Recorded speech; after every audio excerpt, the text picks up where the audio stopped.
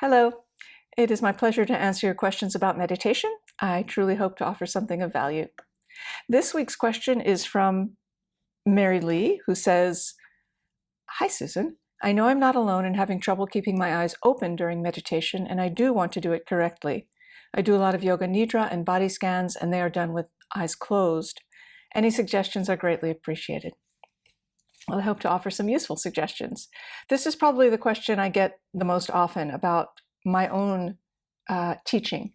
When I teach meditation, I teach an eyes open practice, and invariably the question I receive after the first session is, do I have to keep my eyes open? And of course the answer is, it's up to you.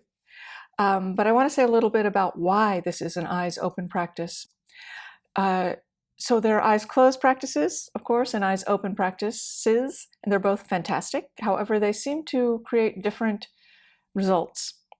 So often people say, it's so much easier to meditate with my eyes closed. And you know what? You're right. It is. It is so much easier, quote unquote, to meditate with your eyes closed, in the sense that there are fewer distractions, it's easier to drop into it, and so on. No argument there. And if the point of meditation was to be good at meditating, we would all be sitting there with our eyes closed. However, it doesn't matter if you're good at meditating, because the point is not to be great at following the breath. Like, say there was an Olympic event, breath following, and you won. You were the best follower of the breath in the world. I would shake your hand, but at the same time, I would not be, all that impressed, because so what? We practice with our breath, practice following the breath, resting the mind on the breath, not so that we can go into our life and rest our mind on the breath, but so that we can go into our life with that skill and rest our attention on the people who are talking to us, the problems at hand, the traffic, our ideas, our heartbreak, our passions.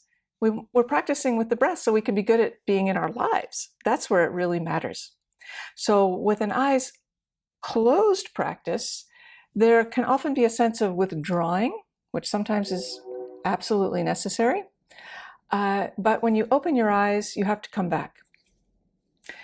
And there can be a sense of, I'm leaving my meditative equanimity, I'm leaving my mindfulness on the cushion, and now I'm going to go out there, and when I want to get my mindfulness back, I have to come in here. When you sit with your eyes open and the meditation is over, you don't have to come back because you never went anywhere. And there seems to be less of a divide between your meditation practice and your post-meditation practice, which is what meditators call the rest of your life. So that's where it really counts, in my opinion, is, can I bring it with me? And when you practice with your eyes open, it seems to be easier to do that. Another reason why eyes open practice can be useful is because there's something that tends to happen to many people, myself included certainly, when we sit with our eyes closed, and that is, you fall asleep. It's really common and natural to fall asleep during meditation because you're relaxing and your mind goes, oh, I can relax. Whatever I'm holding at arm's distance, I can drop my arm and now allow myself to feel. And for some people, that is an unpleasant feeling or an exciting feeling. And for many people, that is fatigue. And the reason is because we're all very tired, because we're all working so hard. So when you sit with your eyes open, there's simply less of a chance that you will fall asleep. Also, in the tradition that I've been trained in and the practice I teach, the emphasis is on wakefulness, the practice of being awake and present. And it's much easier to be awake, as mentioned, with your eyes open. So this practice cultivates that quality of wakefulness and presence. So if we want to be awake and present and mindful and so forth and so on in our everyday life, again, which is where it counts, but every time we want to do that, we have to close our eyes.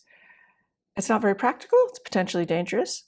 But when we practice on the cushion with the eyes open, and we want to, again, bring that awareness and presence to everyday life, well, we've practiced being in the world. We've practiced with where we are and who we are. So the likelihood that that we will continue to do that when the meditation is over is greatly increased. And the last thing I'll say about eyes open meditation is I actually think this is maybe the most important point I could make.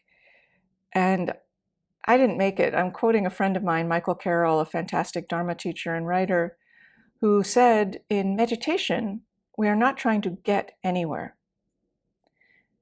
We are trying to be somewhere. That is the pith instruction of meditation practice, if you ask me. We're not trying to get anywhere. We're not trying to accomplish anything. We're not trying to be a better anything. No, we're trying to relax, see where we are, and be where we are. And that willingness and bravery to see and be right here seems to be the seed syllable of the magic we seek in our lives. Wisdom and love and creativity and so on all happen right here, in the present, now.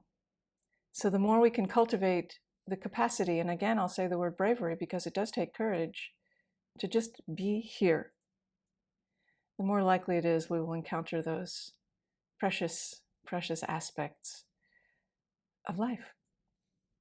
So, hope this is useful and interesting.